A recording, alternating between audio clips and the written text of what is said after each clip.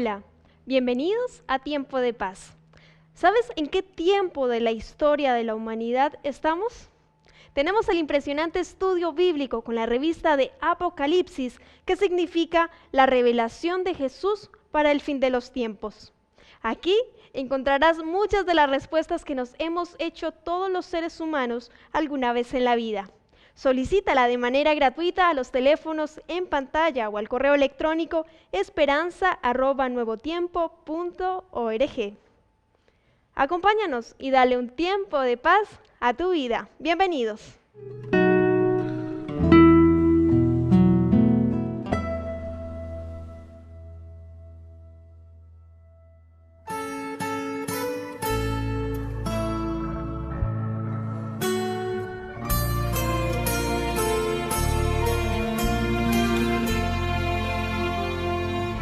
Oh amor de Dios, tu inmensidad, el hombre no podrá contar ni comprender la gran verdad que Dios al hombre pudo amar. Oh amor de Dios, brotando estás, inmensurable, eternal, por las edades durarás, inagotable, raudal.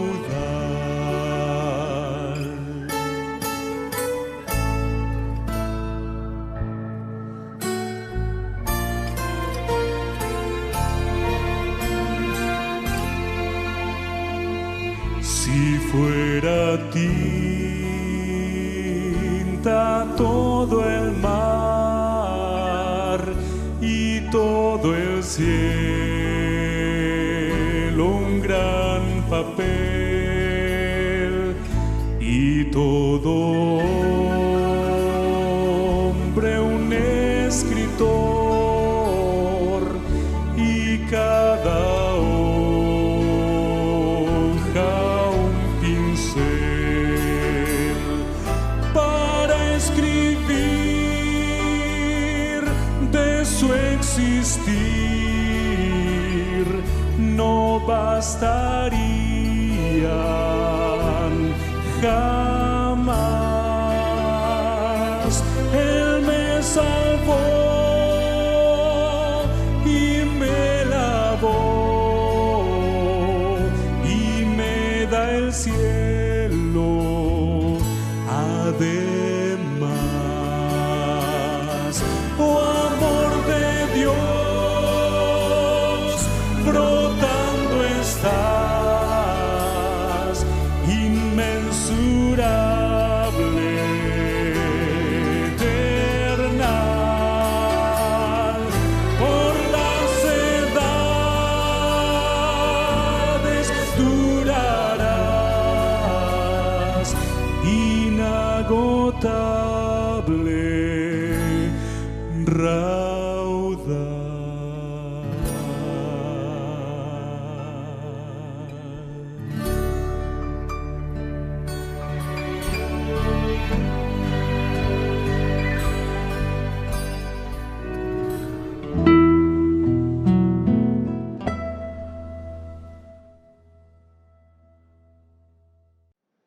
Vamos a abrir la palabra de Dios en el Evangelio según Juan. Hemos señalado el capítulo 8, en que la Escritura relata: Jesús se fue al monte de los Olivos.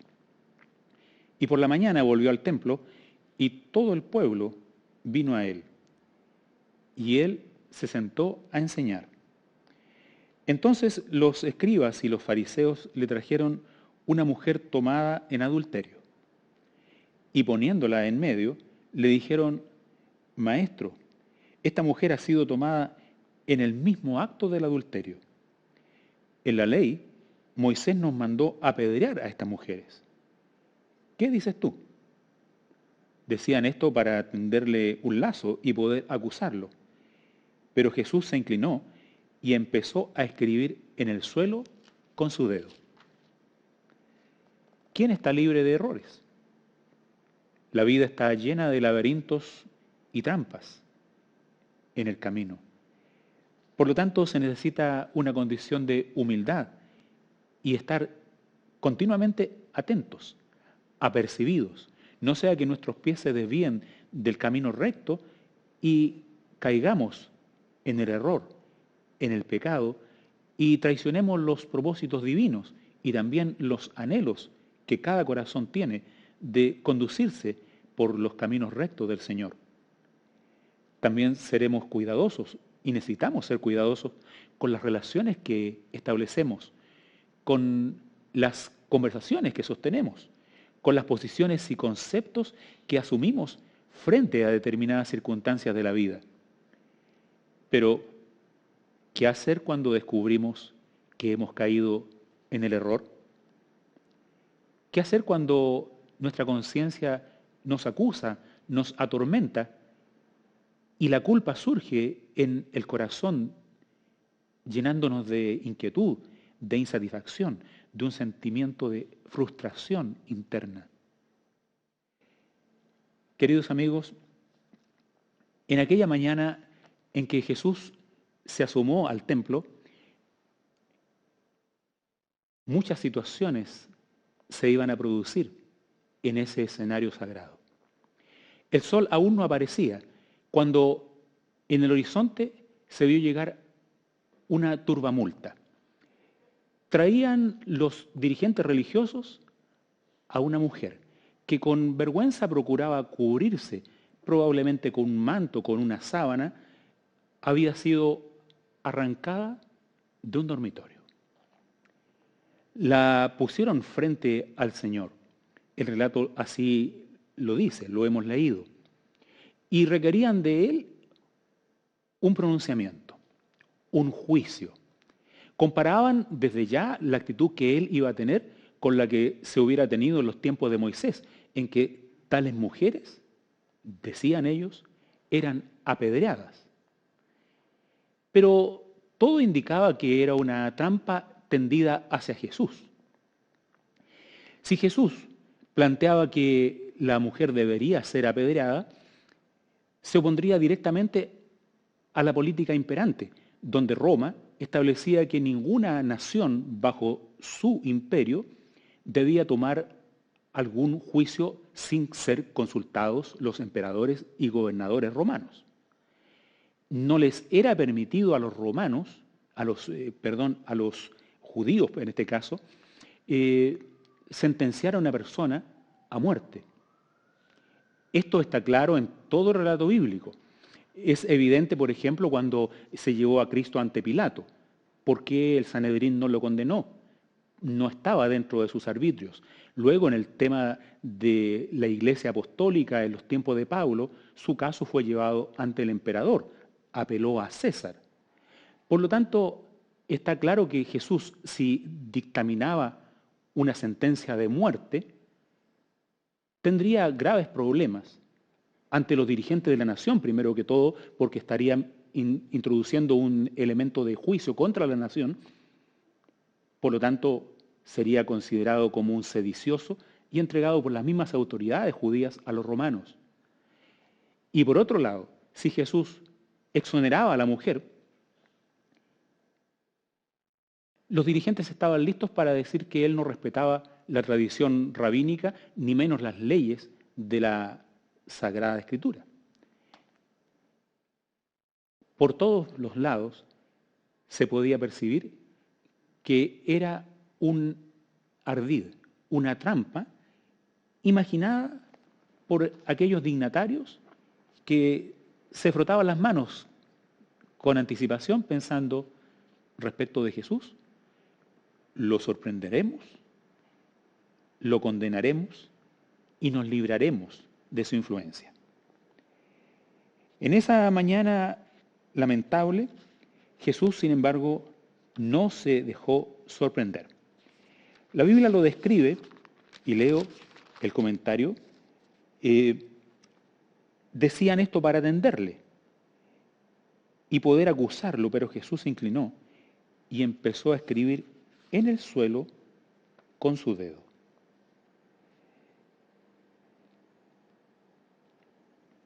La trama vil y horrorosa que se estaba ejecutando tuvo un primer impedimento. El juez guardaba silencio. Se remitía simplemente a escribir en el suelo. Ellos insistieron en preguntarle. Entonces, como insistieran en preguntarle, Jesús se enderezó y dijo: el que de vosotros esté sin pecado, tírele la primera piedra. Es interesante señalar en qué consistía el procedimiento de arrojar la primera piedra. No era una iniciativa que espontáneamente tomara cualquier persona. De hecho, esa primera piedra debería ser una piedra de tamaño importante y que también fuera lanzada por el principal testigo. Sin embargo, llama la atención que el principal testigo no estuviera allí. No estaba, por ejemplo, el esposo, que debería ser la persona que trajera a la mujer al tribunal. No había allí tampoco presencia del culpable, que sería en este caso el hombre con el cual ella había estado.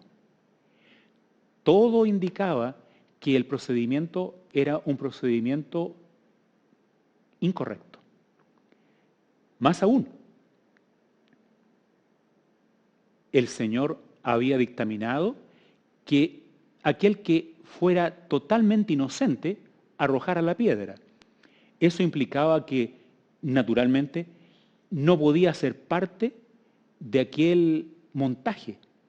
Por lo tanto, aquellos que habían venido arrastrando a la mujer, quedaba en evidencia que habían sido parte del montaje. ¿Cómo la habían descubierto? ¿Cómo habían visto que la escena pudiera llegar a ese punto?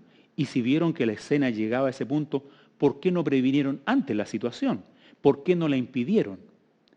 De hecho, no había quien pudiera lanzar la primera piedra. La actitud de Jesús continuó. Él se inclinó a tierra y nuevamente siguió escribiendo. Al oír esta palabra, dice la Escritura, acusados por su conciencia, salieron uno a uno, empezando desde los más ancianos, quedando solo Jesús y la mujer delante de él. Comentando el acto de Jesús de escribir en el empedrado del patio, un escritor da a entender lo siguiente. La ley de Dios en el Antiguo Testamento fue escrita sobre tablas de piedra. Su voluntad está escrita de un modo indeleble, imborrable, perpetuo. No se puede borrar lo que está escrito sobre piedra. Sin embargo, el mismo dedo que escribió las tablas de la ley y las entregó a Moisés fue el dedo que escribió en el piso los pecados de los hombres. Este escritor señala, con agudeza y profundidad de pensamiento, que delante del Dios Santo nuestros errores quedan registrados. De hecho, Jesús, al escribir en el piso, estaba describiendo situaciones que avergonzaban a los que estaban allí presentes, porque al leer lo que él escribió, salieron atormentados por su conciencia, se sintieron culpables. No sabemos lo que él escribió. Probablemente sus líneas decían encubrimiento, complicidad, hipocresía. No lo sabemos. Lo que sí sabemos es que escritos en el polvo, los pecados pueden ser también borrados como toda escritura hecha en el polvo. La misericordia de Dios es así. Él señala su voluntad de un modo indeleble en su palabra. Sin embargo, nuestros yerros, cuando son expuestos a Él, se pueden confrontar con su misericordia. Aún los opositores de Cristo tendrían oportunidad de arrepentirse de sus propias culpas y pecados, confesándolos ante Dios y ser ampliamente perdonados. Jesús se dirigió ahora a la mujer. Allí estaba ella y él a solas. Seguramente había gente contemplando la escena, pero estaban más alejados. Jesús entabló con ella una conversación de profundo significado. Dijo el Señor a la mujer: mujer, ¿dónde están los que te acusaban? Ninguno te condenó. La mujer había querido huir de la presencia de Jesús. Cuando Jesús dijo: el que esté limpio de pecado, arroje la primera piedra, ella pensó que era su sentencia de muerte. No pudo ver en la sabiduría de Jesús que Él estaba justamente estableciendo la forma en que aquellos hombres dejaran de acosarla con sus acusaciones. El Señor hizo de tal manera que esos hombres acusados y atormentados por su conciencia se alejaran de la escena.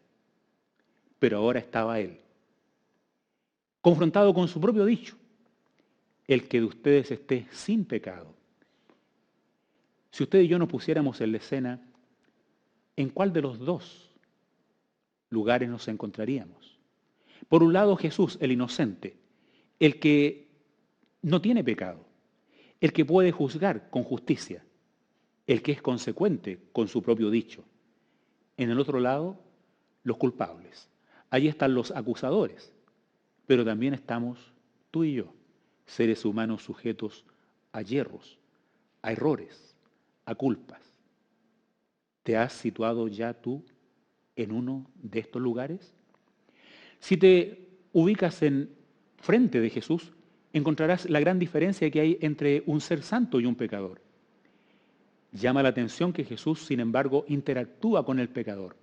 El Dios Santo puede tratar con el pecado sin contaminarse. Si bien la Biblia lo muestra como un ser que no tiene relación con el pecado, sí, la Biblia también lo muestra como un Dios que tiene relación con los pecadores. Un dicho famoso reza de la siguiente manera: para entrar en íntimo contacto con la divinidad, necesitamos entrar también en estrecho contacto con la humanidad, especialmente con la humanidad caída. Con nosotros mismos necesitamos poder recapacitar, meditar, reflexionar cómo estamos nosotros. Jesús dijo a la mujer: ni yo te condeno, vete, pero no peques más. Queridos amigos, en aquella mañana el sol se asomó en el horizonte. Dejó caer sus preciosos rayos sobre los muros del templo. Como una estrella fulgurante de la mañana, el sol inundó el lugar de luz. Te invito a contemplar la escena. Los acusadores se han ido. Está solo Jesús y la mujer. El sol se asoma en el horizonte, arranca reflejos maravillosos de las paredes marmolinas del templo. Pero en esa situación se escucha la voz de Jesús que dice: yo soy la luz del mundo. El que me sigue no andará en tinieblas, sino que tendrá la luz de la vida. A los pies de Jesús está una mujer que no se ha ido a casa todavía. Enternecida por el perdón recibido de parte del Maestro, se ha comprometido a vivir una vida de obediencia y sin culpa, gracias a la misericordia de un Salvador compasivo. Dios te bendiga y que puedas tú experimentar como esa mujer el perdón de Dios. Puede ser que tú y yo no hayamos caído en la misma falta, pero como pecadores hemos cometido más de algún error, más de algún pecado. te invito a dejar esa culpa a los pies del Salvador en una sincera oración de confesión. Padre Celestial, nosotros también hemos caído. Nos hemos apartado de una u otra manera de tus santas leyes y hemos llegado a los pies del Señor arrepentidos.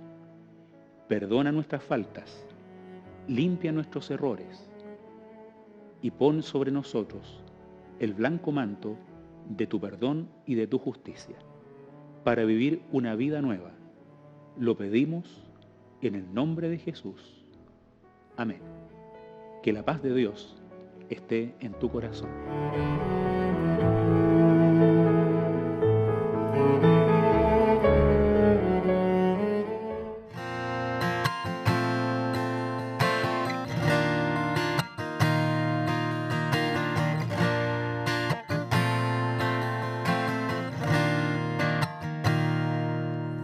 Quiero ir otra vez a buscar por los caminos a los que el Rey invitó para cenar, a los olvidados por el mundo, a los que perdidos van sin rumbo. Enséñame, Señor, a amar sin condición. Dame un corazón distinto, un corazón sencillo, que te anhele de verdad. Un corazón sincero que no tenga miedo para ir donde tú vas. Dame las palabras que no sé decir. Quiero dar amor como me amaste a mí. Quiero partir mi pan para darlo al que no tiene y su hambre saciar. Compartir mi bendición, dando lo mejor y no las obras. Dando sin tardar y sin excusas. Enséñame, Señor, a amar sin condición. Dame un corazón distinto, un corazón sencillo, que te anhele de verdad. Un corazón sincero que no tenga miedo para ir donde tú vas. Dame las palabras que no sé decir. Quiero dar amor como me amaste a mí. En medio de la noche, el abrigo tú serás. Tu amor y tu cuidado, de ellos no se apartarán.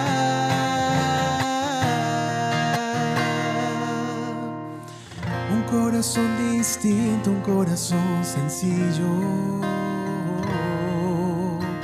Un corazón sincero que no tenga miedo. Dame un corazón distinto, un corazón sencillo, que te anhele de verdad. Un corazón sincero que no tenga miedo para ir donde tú vas. Dame las palabras que no sé decir. Quiero dar amor como me amaste a mí.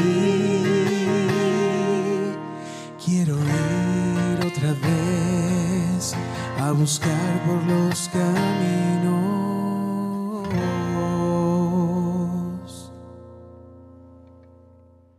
Espero que este tema haya sido de tu agrado y que te ayude a conocer más del infinito amor y misericordia de Dios.